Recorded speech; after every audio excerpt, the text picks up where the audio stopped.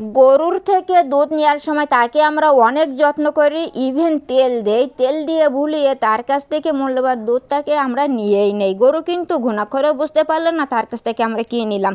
মানুষের ভিতরে এমন অনেক মানুষই আছে যাদের কিছু প্রয়োজন হলেই তেল দেওয়া শুরু করে, তেল দিয়ে মনটাকে নরম করে মূল্যবান জিনিসটাকে হাসিল করে।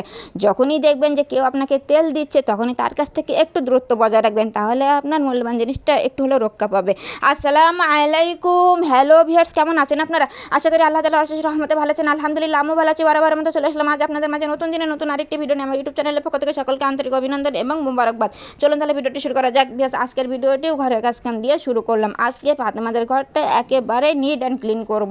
তাই এই তো আমি চলে আসলাম ওদের ঘরে। চলে এসে প্রথমে এই তো ঝুল ঝাড়ুটা নিয়ে নিলাম, যেহেতু নিট অ্যান্ড ক্লিন করবো উপর থেকেই তো শুরু করতে হবে। তো একদম উপরে আছে ফ্যানটার আমি পরিষ্কার করবো। তাই এই তো ঝুল ঝাড়ুর মাথায় একটা কাপড় পেঁচিয়ে দিয়েছি, যেহেতু ঝুল ঝাড়ুর একটু ফাঁকা ফাঁকা আছে তো ওই দিয়ে ফ্যানটা পুরোপুরি ক্লিন হয় না। তাই এই তো একটা কাপড় পেয়েছে, কাপড়টা দিয়ে সুন্দরভাবে আমি ক্লিন করে নিচ্ছি, যেহেতু ফ্যানটা অনেক উপরে ওইখানে নাগাল পাওয়া কোয়াইট ইম্পসিবল। তাই যে ওয়েতে পরিষ্কার করা যায় সেই ওয়েতে আমি সুন্দরভাবে পরিষ্কার করে নিচ্ছি। তা ভিউয়ার্স, আপনারা যারা ভিডিওটা দেখা শুরু করেছেন এই পর্যন্ত চলে এসেছেন কিন্তু লাইকটা দিতে ভুলে গেছেন কিংবা দেন নাই, আপনাদের কাছেই আমার একান্তই রিকোয়েস্ট, অবশ্যই কিন্তু লাইকটা দিয়ে আমার ভিডিওটা কন্টিনিউ করবেন, কারণ আপনাদের ছোট্ট একটা লাইকের ভ্যালু আমার কাছে অনেক বেশি। আপনাদের একটা লাইকই পারে আমার এই ভিডিওটা আরও অনেকের কাছে পৌঁছায় দিতে। তাই অবশ্যই একটু লাইকটা দিয়ে আমার ভিডিওটা কন্টিনিউ করবে। তো ভিউয়ার্স, আপনাদের সাথে কথা বলতে বলতে ফ্যানটা কিন্তু অলরেডি আমার ক্লিন করার ডান। আর পাখাটা এই সাইডে নিয়ে এসে পরিষ্কার করছি, কারণ জানেন এই সাইডেটা নিচে পড়বে আর ওই সাইডে গেলে বেডের উপরে পড়বে। তাই এই সাইডে ঘুরে ঘুরে ফ্যানটা পরিষ্কার করলাম আর হয়েও গেল। আর এইবারও চলে আসতেছে, যেহেতু ফ্যানটাও হয়ে গেছে তারপরে কি করতে হবে, তারপরে সিলিংটা তো পরিষ্কার করতে হবে, ওয়ালটা পরিষ্কার করতেই হবে। তাই সেই ঝুল ঝাড়ু থেকে কাপড়টা সরাই এখন লেগে পড়লাম এই তো ঝুলগুলো পরিষ্কার করতে। তা আমি ঝুলগুলো পরিষ্কার করতেই আছি।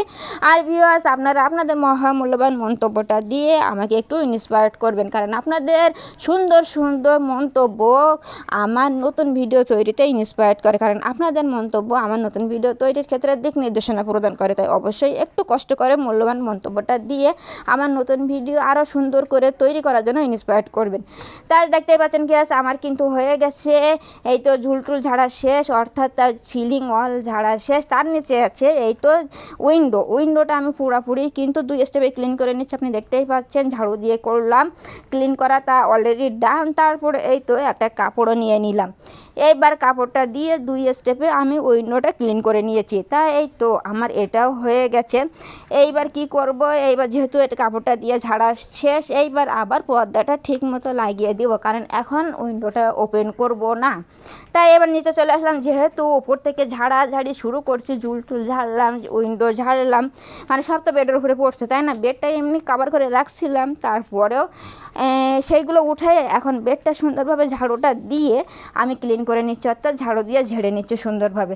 তাই এই তো মোটামুটি হয়ে গেছে। নিচে দাঁড়িয়ে যতদূর সম্ভব ছিল ততদূর তো আমি ঝেড়ে নিয়ে নিলাম। তারপরে এই তো উপরে উঠে গেলাম, উপরে উঠেও আমি সুন্দরভাবে এই তো সেই সেম ঝাড়ুটা দিয়ে সুন্দরভাবে ঝেড়ে একেবারে নিট অ্যান্ড ক্লিন করে নিলাম। তা আমার মোটামুটি এই সাইডটা কিন্তু ক্লিন করা হয়েই গেছে। আর এইবার আমি এই তো খাটের উপর থেকে নেমে আসবো। তা আমি নেমেই আসলাম, নেমে এসে তারপরে কি কাজ, নেমে এসে এখন এই সাইডে একটু আসছে সেটা ঠিক করে ঝাড়ুটা আমি রেখে দিয়ে দিলাম। তারপরে উইন্ডো ক্লিন করলাম। তা ডোর ক্লিন না করলে কি হয়, তার ডোরটা আমি 2 স্টেপে ক্লিন করব। তাই প্রথমে ঝাড়ুটা দিয়ে কিন্তু ঝেড়ে নিয়ে নিলাম। তাই এই তো ঝাড়ু দিয়ে কিন্তু আমার ঝাড়া অলরেডি ডান। এবার সেই কাপড়টা দিয়েও কিন্তু সুন্দরভাবে আমি ঝেড়ে নিয়ে নিচ্ছি। তো এই যে আমার ডোরও কিন্তু ক্লিন করা শেষ, ঝাড়ু দিয়ে শেষ, তারপরে এই যে কাপড়টা দিয়েও শেষ হয়ে গেছে। তা শুধু তো ভিতর সাইড করলে হবে না, একটু বাইরের সাইডটাও তো পরিষ্কার করা লাগবে। তাই একটা দরজা খুললাম, খুলে বাইরের সাইডটাও কিন্তু আমি উপর থেকে ক্লিন করে নিলাম। আর এখন এই সাইডটা এটা খোলা যাবে না, এখন আটকানো আছে। তাই যেভাবে আছে ওইভাবে কিন্তু বাই সাইডটা একটু মুছে নিয়ে নিলাম। তা মোটামুটি হয়ে গেছে। আর এখন সর্বশেষ যে কাজটা আছে, উপর থেকে ঝাড়াঝাড়ি সব ধোয়া মোছা করলাম, মানে মোছামুছি করলাম। এখন তো মেঝেটা অপরিষ্কার হয়ে আছে, এখন তো সর্বশেষে মেঝেটা ক্লিন করা প্রয়োজন। তাই ঝাড়ু দিয়ে মেঝেটা সুন্দরভাবে আমি কিন্তু ঝাড়ু দিতেই আসি। তাই এই তো ঝাড়ু দিতে দিতে মাঝ বরাবর চলে আসছে। আর এখন এই তো এখান থেকে চেয়ার দুটো সরাতে হবে। তাই চেয়ার দুটো সরাই জায়গায় রেখে দিয়ে দিলাম, দিয়ে বাকি যে জায়গাটুকু আছে সেই জায়গাটুকু আমি সুন্দরভাবে ঝাড়ু দিয়ে পরিষ্কার করে নিচ্ছি। তা মোটামুটি আমার কিন্তু ঘরটা একেবারে নিট অ্যান্ড ক্লিন হয়ে গেছে। হইল তো ভিউয়ার্স, আপনাদের মন্তব্য চাই কিন্তু কেমন নিট অ্যান্ড ক্লিন হইলো অবশ্যই কিন্তু জানাবেন। তা যাই হোক, এই তো একেবারে সর্বশেষ এই পর্যন্ত চলে আসলাম, দরজা পর্যন্ত ঝাড়ু দেওয়া শেষ একেবারে। দিয়ে এবার ঝাড়ুটা রেখে দিয়ে দিলাম, আর এখানে পাপোশটাও আমি এই যে সেট করে দিয়ে দিলাম। দিয়ে এবার বাইরে চলে আসলাম। আজকে রান্না করা হবে কচুর ফুল, আর তার সাথে কিছুটা আলু অ্যাড করা হয়েছে। এটা কিন্তু সিদ্ধ করে নেওয়া হয়েছে, এটা একটু ভাপিয়ে নেওয়া হয়েছে কচুর ফুলটা, যাতে গাল না ধরে। তাই এই যে কচুর ফুলটা সে মানে প্রিপেয়ার হয়ে গেছে, আর এখানেও কিন্তু মশলা পানি গরম হয়ে গেছে। আর তারই পর কিন্তু ওই যে কচুর ফুলটা আর আলু অ্যাড করে দেওয়া হলো। দিয়ে এখন একটু সুন্দরভাবে মিলাইয়া নিতে হচ্ছে। তাই এই তো সুন্দরভাবে মিলাই নেওয়া হয়ে গেছে, এখন একটু ঢেকে দিব। আর এই দেখেন পেঁয়াজ রসুনটা একটু কালার চেঞ্জ হয়ে আসছে, আর তার উপরে কিন্তু সে ভাজিটা দিয়েই দিলাম।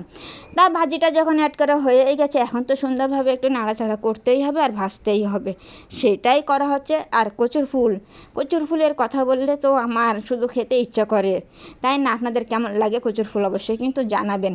তা যাই হোক, কচুর ফুলটা একটু নাড়াচাড়া করে ভাজতেই থাকি। এই তো মোটামুটি হয়ে গেছে, এবার একটু ফাইনাল লুকটা দেখিয়ে দেই। এই দেখেন, মাশাআল্লাহ অনেক সুন্দর হয়েছিল কিন্তু। তা ভিউয়ার্স, আপনারা কে কে এই কচুর ফুল খেতে পছন্দ করেন, রান্নাটা কেমন হলো সব মিলাই জানাতে কিন্তু একেবারেই ভুল করবেন না। আমি জানি অনেকেরই পছন্দ, তা কে কে অবশ্যই কিন্তু আমাকে একটু জানিয়ে দেন। তো এটা রেখে দিয়ে দিলাম, চলে গেলাম পরবর্তীতে একটু ডিম ভাজি করে নেওয়া হবে। ডিমটা কিন্তু মশলা দিয়ে সুন্দরভাবে একটু মানে ফাটাই নেওয়া হয়েছে, আপনারা কি বলেন তা জানি না, আমি আমার ভাষায় বললাম।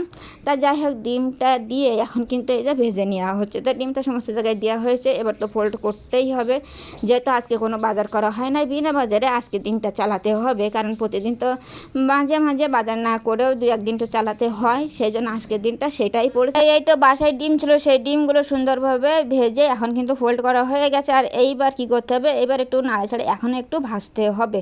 তাই এই যে উল্টায় কিন্তু ভাজা মোটামুটি হয়ে গেছে। এইবার এখান থেকে কেটে নিতে হবে একেবারে পিস করে।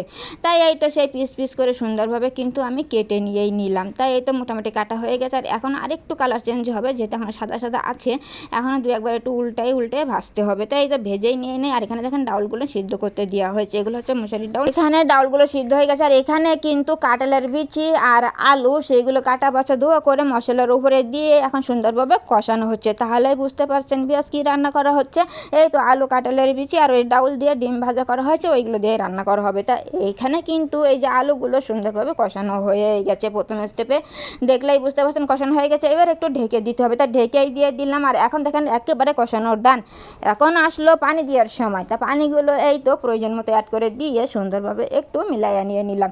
তাই তো সুন্দরভাবে মিলানো ডান। এখন একটু বয়ল আসার জন্য ঢেকে দিতে হবে, তাই তো ঢেকেই দিয়ে দিলাম। আর এখন দেখেন সেই ডাউলগুলো যেগুলো ছিল ওগুলো কিন্তু ব্লেন্ড করা হয়েছে, আর ডাউলগুলো এখনই অ্যাড করে দেওয়া হচ্ছে।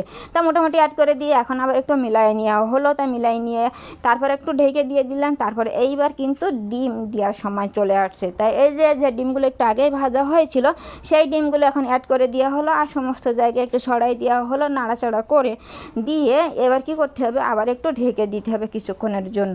তাই তো নাড়াচাড়াটা করা হয়ে গেল। এবার একটু ঢেকে রেখে কিছুক্ষণ কুক করলে এটা একেবারে রেডি হয়ে যাবে। তো ঢেকেই দিয়ে দিলাম। আর এখন দেখেন ফাইনাল লুকটা। এই যে ফাইনাল লুকটা কেমন হলো ভিউয়ার্স অবশ্যই কিন্তু বলবেন, রান্নাটা কেমন হলো। তা যাই হোক, মোটামুটি কিন্তু অনেক ভালোই লাগছিল। তো আপনারা কে কে পছন্দ করেন অবশ্যই কিন্তু জানাবেন। তা ভিউয়ার্স, আজকের ভিডিওটা আপনাদের কাছে কেমন লাগলো, যদি ভালো লাগে বন্ধুদের সাথে থাকবেন। আজকে এই পর্যন্ত বিদায় নিয়ে নিলাম। আল্লাহ হাফেজ, আসসালামু আলাইকুম ওয়া রাহমাতুল্লাহ।